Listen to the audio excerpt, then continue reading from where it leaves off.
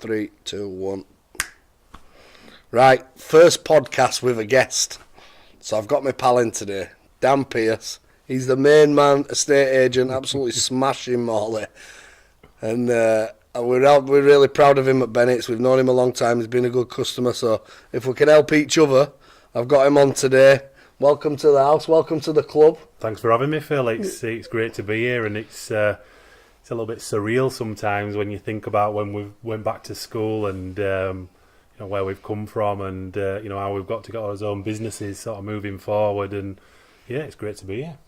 Good. I hope I don't look too fat outside of him. He's a lot better looking than me. I'm working on being better looking. I'm trying my best. I know I'm a bit of a hog at the moment, but I've just signed up for a 10k in June, which I am going to do. Pontefract 10k. I'm going to find my way around this place because, like I say, Morley's my home, but I live in Darrington, which is Pontefract, so I'm on with that. Josh is going to be helping me with that. Would you fancy it? Would you have a go at that? Absolutely, yeah, totally. One of the things I mentioned about the weight thing as well, Phil always used to say to me, he says, you never see a skinny butcher, so you don't have to lose that much weight, do you, Phil? You're not allowed. If you ever feel the cold, you've got to change your butcher. I've got an extra layer on me. But we've been doing a bit of work with Gourmet Protein Club, and that's targeted at people like Dan Pearce, who they don't want bags and bags and bags of gear. They just want a nice box of quality that's really nice. He's good at entertaining, his Dan. Very, very good.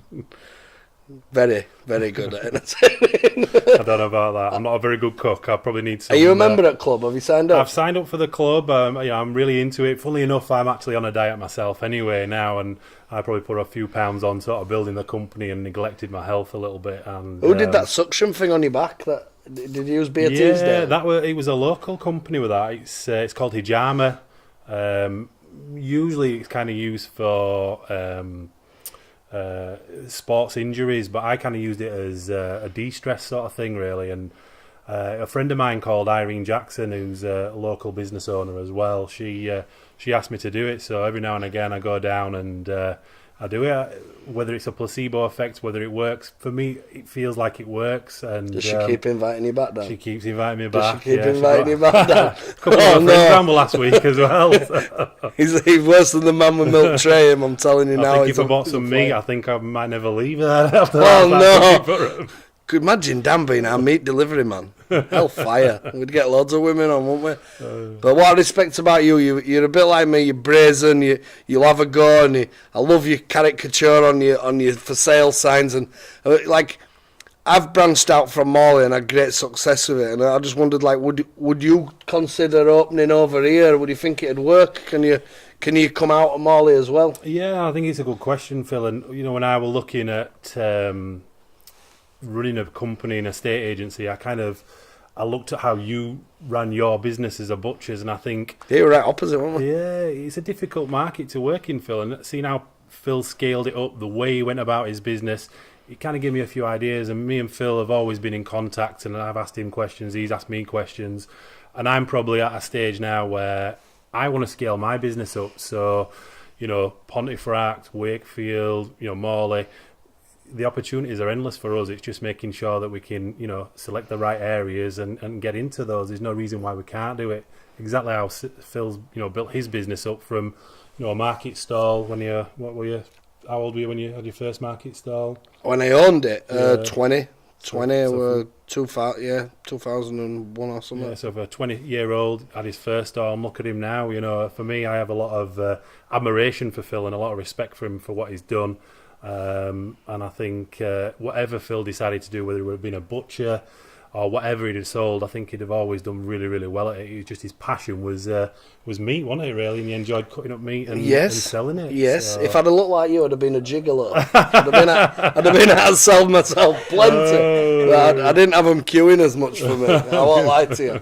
He's not a bad-looking lad, is he? Thank you. But what I like about you went about it a different way where you did the videos around people's houses, this and another. It almost reminds me of like Through the Key, or remember who lives in a house like this. But the way you've gone about that, I think you could scale it out to anyone, especially with social media now. And full respect to you. I think I think a lot of these other estate agents now are pretty boring, and you've had, like me, I get it all the time. Who do you think you are, Phil Bennett? And this animal.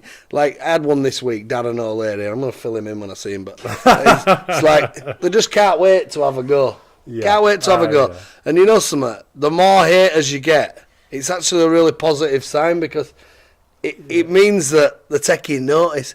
All you're doing is trying your best to earn a living. No, only you're feeding what's under your roof, you know what I mean? And you just go about it the best way you can. Never try to do nothing wrong to nobody. Put a bit back into the local sport. Look after things. And you always get one knobhead who has to have a chip. And you know something?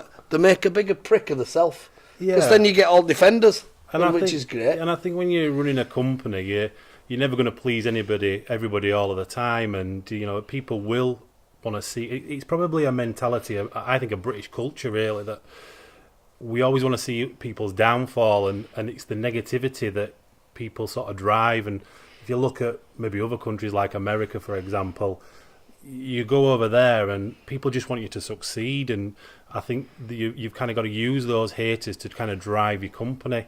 And sometimes some people will send you stuff back where you think, a bit of feedback where you have got it wrong, but if you hold your hands up and try and put it right, then that's all you can do really at the end of the day. So, well, talking about America brings us on to our next subject. We're going to make meat great again. Brilliant. We're going to sell the hats. We're going to make the vegans build the wall. Mr. Trump's got involved and he's backing Bennett's. We're going to make meat great again. We want you to put that hat on. We know you're a good-looking lad. With an absolute pleasure. Because I've got a massive head, I might have to just put it on last latch. Well, I don't say all about big heads, because I get called a big head all the time. But we're going to make meat great again. I'm backing. He's the number one, and he would have ever thought he'd have been president. And what did he do? He just put an hat on that said, I'm going to make America great again, and everybody believed in him. So we're going to make meat great. There's a lot of advocate for vegans and this and which I have no problem with whatsoever. You want to be a vegan, be a vegan. Just don't come down to my fucking stall carrying on about it, else you're going to get a flea in your ear. So we're going to make meat great again. We're looking for advocates of it. If you want to buy an hat, you can buy an hat. We're going to sell them as well. They might even put one in bundle this month. We might do. Yeah, 110 one, yeah. But Gourmet Protein Club's gaining momentum all the time. It's a new venture online. We know how to do high street. We like the high street. We want you to keep coming at shops. But if you haven't got time, we're going to deliver to your house. But we're only delivering quality. It's coming into barbecue season. We're going to be doing some great... I'm even going to do a barbecue here at my house for club members. I know everyone won't turn up. I hope they don't, because there's about 790 now. But we're going to do a barbecue here, which... Yeah. Could get messy, finish up getting strippers and all that round. But we'll have a good time. Good. Yeah, no, I'm an advocate of this club, and one of the things I'm trying to do is educate myself on a little bit more of meat, and I think I probably wouldn't have educated myself on types of cuts of meat, what it involves, how to cook it, etc., unless Phil would have probably done something like this. He just asked me what's good, Phil, and I look after him. Exactly, yeah. And I kind of enjoy watching his videos.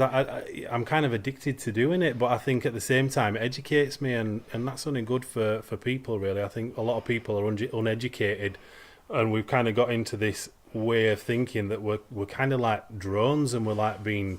the supermarkets are getting their own way. Nobody thinks anymore. And I think what you're trying to do is you're trying to get people to think and make good decisions, make healthy decisions, because meat is healthy.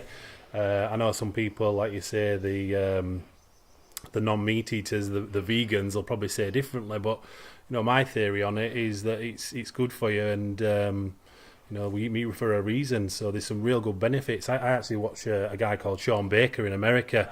And he's pretty much all carnivore, no veg, just super carnivore diet. And he says because there's not that many people who can do pure meat, there's not really much results in terms of statistics as to how healthy that is for you. But some of the people he's seen, he said it's reversing the aging process on it. So, and he looks pretty fit for, I think he's in his mid-50s, and he's got a body of about a 25-year-old, so...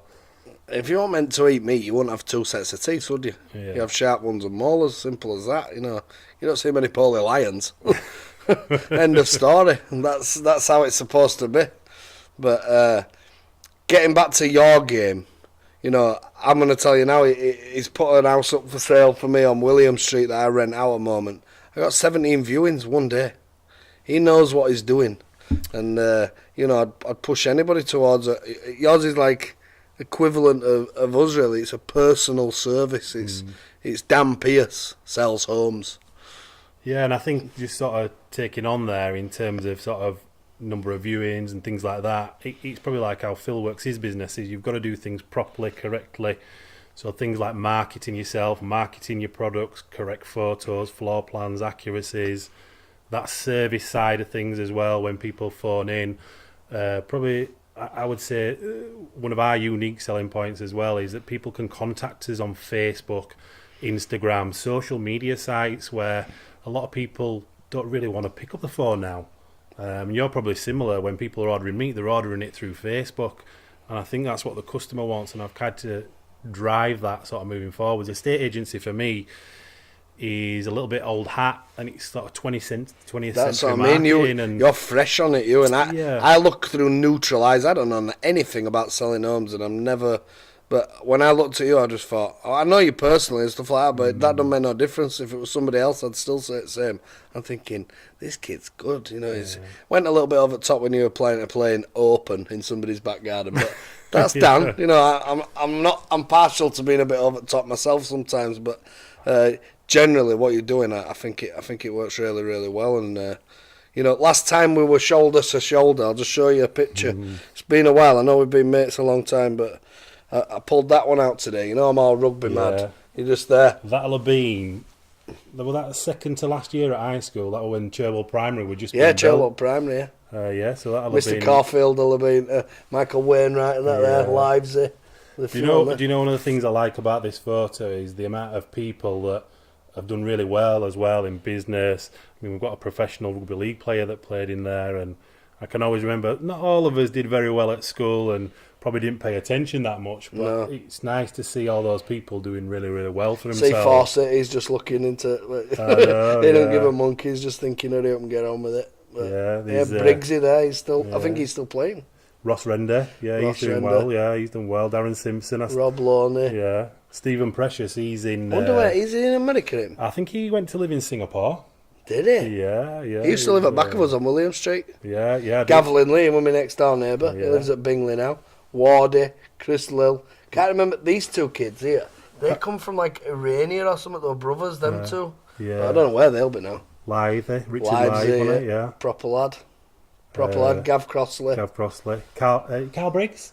Briggs is the man, mate. Briggs he's young. Man. He's going to produce... one of his kids, his daughter, she boxes down at Hunslet Boys Club. 100% nailed on. If you can get money on her, she's called Abby Briggs. They call her the Jab.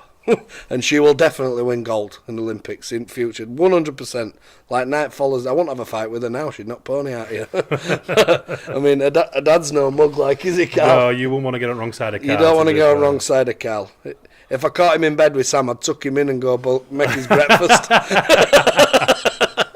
But it's been good to have you on. Your first one ever, which will go down in history. Imagine where it's going to end. Who's the most famous person we can get on? Yeah. You know I'd like to get to? I want to get The Rock on. I love The Rock. Yeah. Well, I think this is an amazing thing, and like I say, I feel privileged to be the first one, and hopefully you'll invite me again, and you know we can maybe have some more in-depth conversations about whatever you want to talk about, whatever your customers or your audience wants, and or your last bird. Yeah. Well, maybe for another time. That probably didn't commercial. He's had more than Bill Oddie. I tell you now, he can pull birds. But it's been a pleasure, Phil, and you know it's always a pleasure to come down and see you. And you know, let me know if you want to do it again. I'd be happy to do so. Top man, he's in the club. Good man. I want to allow cars on the high street after 3 o'clock. Yeah. So your missus has gone and picked you and up.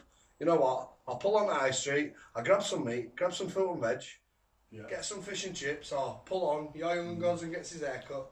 It's stupid that the high street were pedestrianised because it was so busy.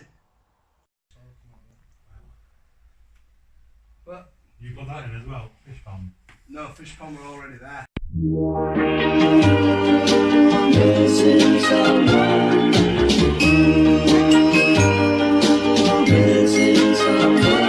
chasing someone